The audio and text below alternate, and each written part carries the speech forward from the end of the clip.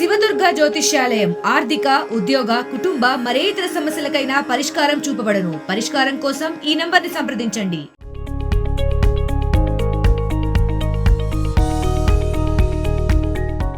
విడిపోతామని తెలిసి ఎవరు పెళ్లి చేసుకోరు. అది కూడా ఎంతో గ్రాండ్ గా లక్షలు కోట్లు ఖర్చు పెట్టి అసలే సెలబ్రేషన్స్ చేయరు. మెగా డాటర్ నిహారిక కొణిదల విషయంలోనూ అదే జరిగింది. బిజినెస్ స్ట్రాటజిస్ట్ గా పనిచేస్తున్న చైతన్య జొన్నలగడ్డతో నిహారిక 7 అడుగులు వేసింది. 2020 ఆగస్టు 13న ఎంగేజ్మెంట్ జరగ్గా అదే ఏడాది డిసెంబర్ 9న పెళ్లి చేసుకున్నారు. మెగా ఫ్యామిలీ జంట పెళ్లంటే ఏ రేంజ్లో ఉంటుందో తెలిసిందేగా. ఎంతో ఆర్భాటంగా వివాహం జరిపించారు. కానీ ముచ్చటగా 3 ఏళ్లు కలిసి ఉండకుండానే విడాకులు తీసుకున్నారు. తాజాగా ఓ ఇంటర్వ్యూలో నిహారిక రెండో పెళ్లిపై ఆసక్తికరమైన వ్యాఖ్యలు చేసింది.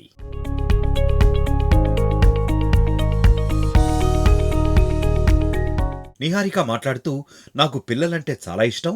పిల్లలు కావాలంటే ఖచ్చితంగా పెళ్లి చేసుకోవాల్సిందే. ప్రేమ మీద నెగటివ్ ఇంప్రెషన్ అయితే లేదు.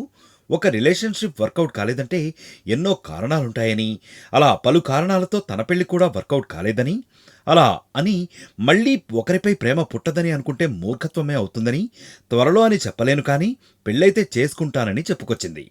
ఇక తనను ఎక్కువగా బాధపెట్టిన సంఘటన గురించి మాట్లాడుతూ, రాడిసన్ బ్లూ పబ్ కేసులో తనను అన్యాయంగా ఇరికించారని, తాను పబ్బులకు పార్టీలకు చాలా అరుదుగా వెళ్తుంటానని, ఆ రోజు తాను అక్కడ తన స్కూల్ ఫ్రెండ్స్ను కలిశానని, 6 నెలల తర్వాత వారిని కలిసి కబుర్లు చెప్పుకున్నామని, అయితే ఆ సౌండ్ తమకు ఇబ్బందిగా ఉండటంతో ఇంటికి వెళ్ళిపోదాం అనుకున్నామని, బిల్లు కట్టి బయటకు వచ్చే సమయానికి పోలీసులు వచ్చారని, వారిని స్టేషన్కి తీసుకెళ్లారని, అయితే అక్కడ తనకేమీ అర్థం కాలేదని, మీడియాలో ఎందుకంత రచ్చ చేశారో అసలు అర్థం కాలేదని చెప్పుకొచ్చింది.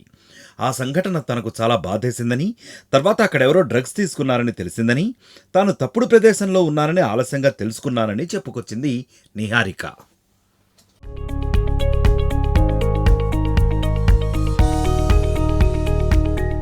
మరిన్ని వీడియోస్ కోసం ఛానల్ ని సబ్స్క్రైబ్ చేయండి. లేటెస్ట్ అప్డేట్స్ కోసం వాట్సాప్ ఛానల్ ని ఫాలో చేయండి. అండ్ లింక్ డిస్క్రిప్షన్ లో ఉంది.